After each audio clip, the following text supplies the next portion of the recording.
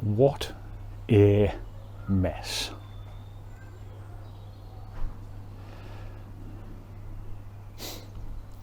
This is what happened to my supposedly overwintered chilies. I forgot to bring them inside, got too lazy.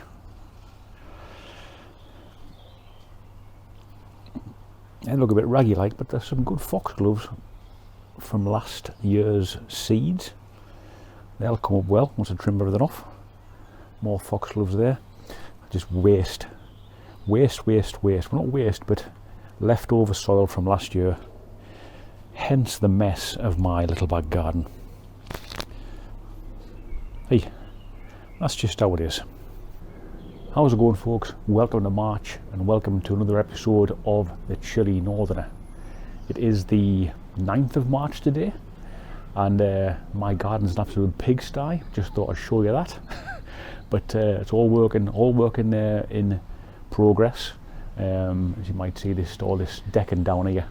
I've got to rip up all of this. I mean, it's an absolute mess, to be fair.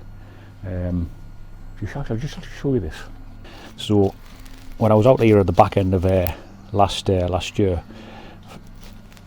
hanging out the clothes,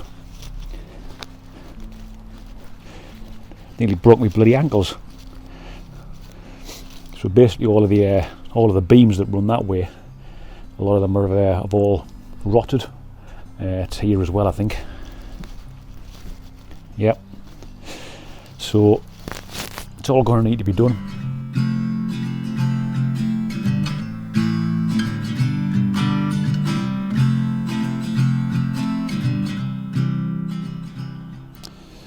So folks, here is my compost.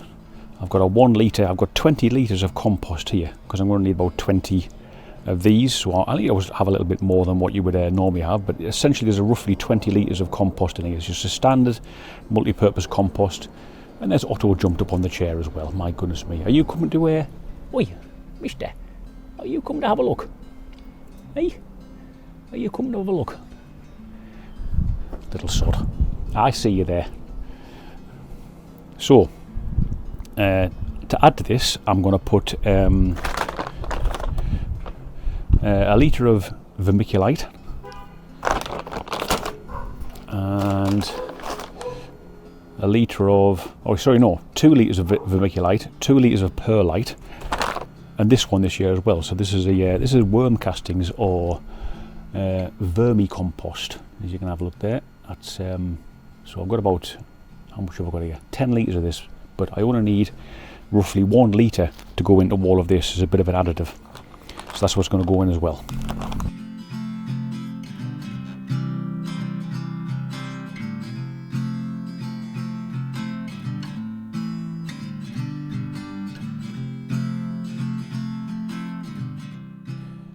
This is all the ingredients into the mix, so we'll just give it a damn good mix up and we'll get potting up.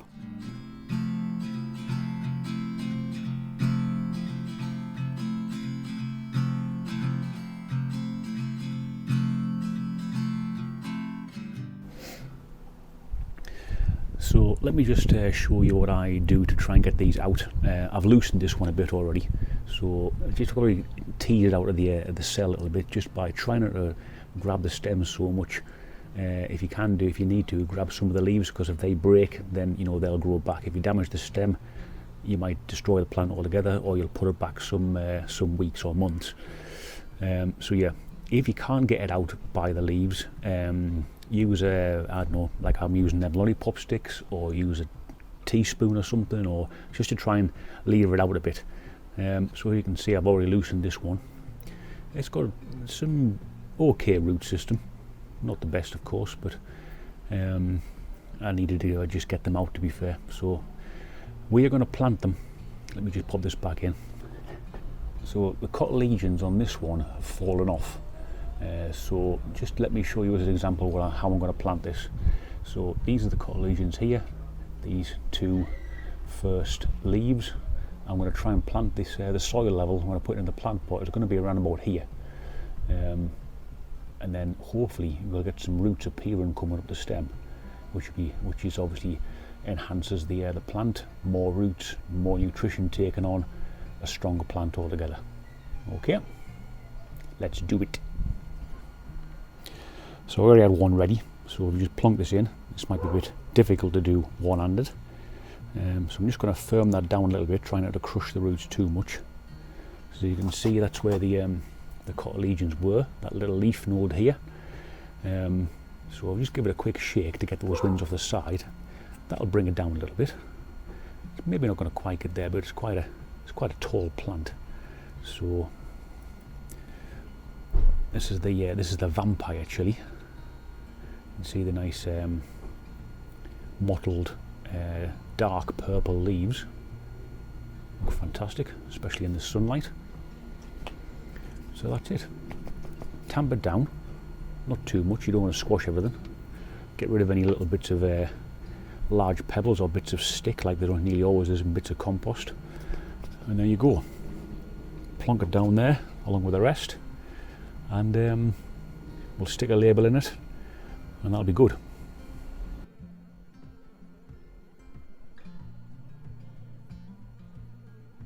So folks, I have come up to my cupboard at the top of the stairs. This is my final lineup. I've tried to get a couple of a few different varieties, but yeah, I have kind of shot myself in the foot this year, because normally I'd have only about 10 varieties. Now, yeah, I had probably like 16 or something varieties this year. So I've kind of shot myself in the foot. So I normally double up on some of them. I have doubled up on some of them. So for instance, you've got 2 Count Draculas there, 2 vampires, a couple of Dorset Nagas at the back there, quite small, but you know, they'll come on nicely. There's your candy cane and your blot, your sweet peppers at the back. Fatali, 2 Fatalis, some Serranos, there's a ghost there as well, spaghetti chili, Thai jalapeno cross, that's Warren's, and the Dorset Naga big mustard mama crosses there in the middle of his as well. Black Thai came from Warren as well. Please go and check them out. I know I keep mentioning them, like, but seems to be a damn fine chili grower on a small scale, just like me. Oil Spill Chili Co. Don't forget to check out as well. Don't forget to check out Chili Chump, which some of these seeds and now plants have come from. So what we'll do, we'll water them in, because I haven't watered them in yet. But yeah, so I'll give them a bit of a watering from the top first. Now I wouldn't normally water from the top, but just to bed them in and bed the roots in, just water them in from the top for the first time, and then every time there afterwards will be, whilst they're in these 1 litre pots, will be watered from the bottom down here. So I'll just pour all the water down there, and then the water will just get sucked up via the bottom of the plant pots. And that is how I'll feed them and water them from then on in until they actually come out of these pots. The only reason I do that is if you water them from the top all the time, you can actually get stem rot, especially when the plants are very young. Obviously it's okay to do, and then when they're nice and mature, you water them more from the top then if you so wish. But until they get nice and mature, always best to water from the bottom, apart from when you're just bedding them in for the first time. So that's what we'll do.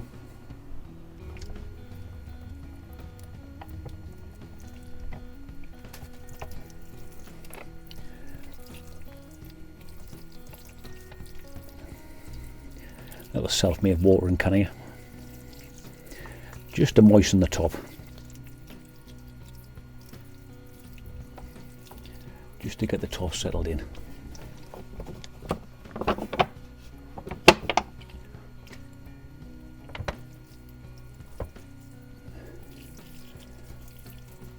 And the majority, as I say, the majority will all be watered from the bottom.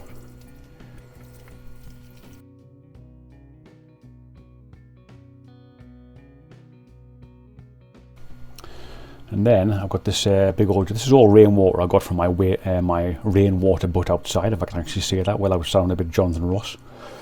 Rainwater butt, not rainwater butt. So I will water now from, I'll just tip it down there. only need to fill it a little bit. I don't want to drench everything, although it'll probably take this whole jug, and then you'll probably have to do it again in about half an hour.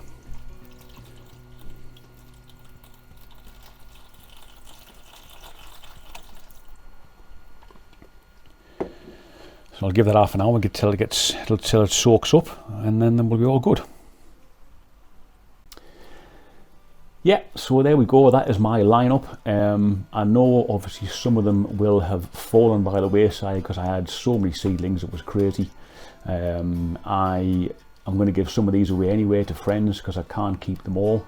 I don't have space in the garden for them at all, and I'm going to be growing other things as well. So I did actually buy some seed potatoes. I'm going to have a go at them. I've got 3 different varieties of tomatoes, so I'll probably do 1 each of those. And I've got a few other things as well, like beetroot, and I think I've got a squash as well I'm going to try. All in my little back garden, and I'll be talking about them on the next episode. But this one, I hope you enjoyed it. If you did, please leave a comment, hit the thumbs up button, or whatever you feel like doing. It's all appreciated. I am no expert, of course. If you want to go and see experts or people that are a hell of a lot more knowledgeable than me, please check out the likes of Chili Chimp or Pepper Geek.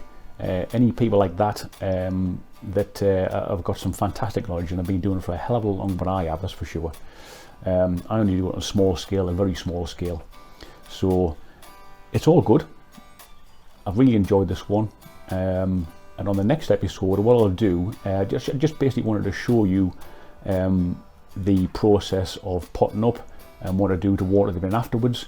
Obviously I've all labelled them up as well, so it's all good, they're all ready to go. And I say we'll talk about like each individual plant, or some of each individual plants, on the next episode. So until then folks, shall see you soon. Ta-ta.